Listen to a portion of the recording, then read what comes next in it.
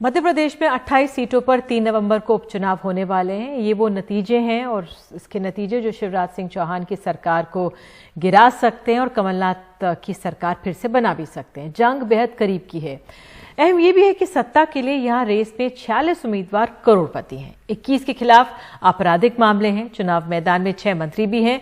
कमलनाथ के सारे मंत्री करोड़पति थे। शिवराज सिंह चौहान के 88% मंत्री करोड़पति हैं। तो चुनावी बिसात को करीब से परखती अनुराग द्वारी की ये रिपोर्ट देखिए। मध्य प्रदेश में उपचुनाव से पहले भगवानपुरा से निर्दलीय विधायक केदार सिंह डावर ने बीजेपी को समर्थन दे दिया है। तो क्षेत्र के विकास के लिए मध्य प्रदेश के लाडले नेता शिवराज सिंह चौहान के विकास गरीब हितैषी नीतियों के कारण भारतीय जनता पार्टी को या मुख्यमंत्री शिवराज सिंह चौहान के साथ खड़े हैं। इन चुनाव में 28 सीटों पर 355 उम्मीदवार मैदान में हैं। सबसे ज्यादा 38 प्रत्याशी मेहगांव विधानसभा सीट पर हैं। इन उम्मीदवारों में दोनों दलों के 56 बड़े नेताओं के हलफनामे देखें तो 46 उम्मीदवार करोड़पति हैं। 21 के खिलाफ आपराधिक मामले दर्ज हैं। 6 मंत्री मैदान में हैं। वैसे कमलनाथ सरकार में कैबिनेट के 29 में सारे करोड़पति मंत्री थे, यानी 100%। शिवराज सरकार में 34 में 88% मंत्री करोड़पति हैं। बीजेपी को करोड़पति उम्मीदवारों से परहेज नहीं, लेकिन कांग्रेस को लगता है ये स्वांग है।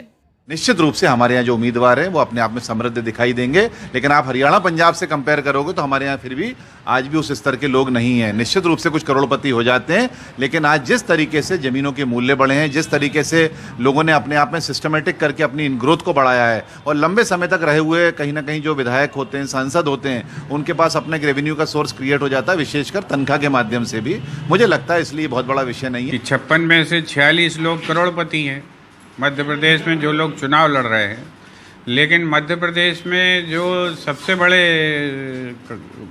पूंजीपति हैं वो गरीब होने का स्वांग कर रहे हैं, गरीब बने घूम रहे हैं और मध्य प्रदेश में गरीब होने की सबसे ज़्यादा नौटंकी संख्यापति कर रहे हैं। वहाँ पर जो है 80-85% के उम्मीदवार करोड़पति हैं।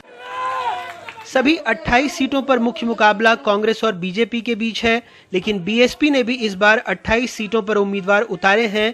ऐसे में ग्वालियर चंबल की 16 में से 10 सीटों पर मुकाबला त्रिकोणीय होगा। जिन 28 विधानसभा सीटों पर उपचुनाव होना है उनमें से 27 पर पहले कांग्रेस का कब्जा था और सरकार में वापसी के लिए उसे सारी जीतनी होंगी। 230 सदस्यीय विधानसभा में बहुमत के लिए 116 सीटें होना जरूरी है।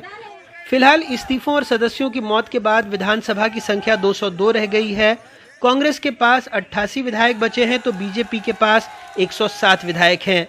बहुजन समाज पार्टी के 2, सपा के 1 और 4 निर्दलीय विधायक हैं। सबका रुख जिसकी सरकार उसके साथ वाला है। राज्य में 10 मार्च को कांग्रेस के 22 विधायकों ने इस्तीफा देकर बीजेपी का दामन थाम लिया था और कमलनाथ सरकार को अल्पमत में लाकर गिरा दिया था।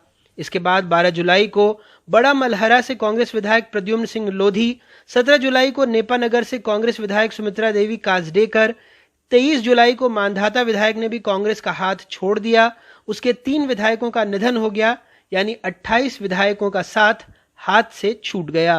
काश के चुनाव मुद्दों पर ही लड़े जाते तो नेताजी की ड्रामेबाजी, बदजबानी से आगे बढ़कर भी सवाल उठते कि आखिर कैसे जनता साल दर साल गरीब होती जाती है, लेकिन हमारे हुक्मरानों का बैंक बैलेंस बढ़ता ही जाता है। उनकी छवि चाहे आपराधिक ही क्यों ना हो, साल दर साल वो चुन लिए जाते हैं, राज करते हैं। भोपाल से कैमरा पर्सन रिजवान खान के साथ अनुराग द्वारी, एनडीटीवी इंडिया।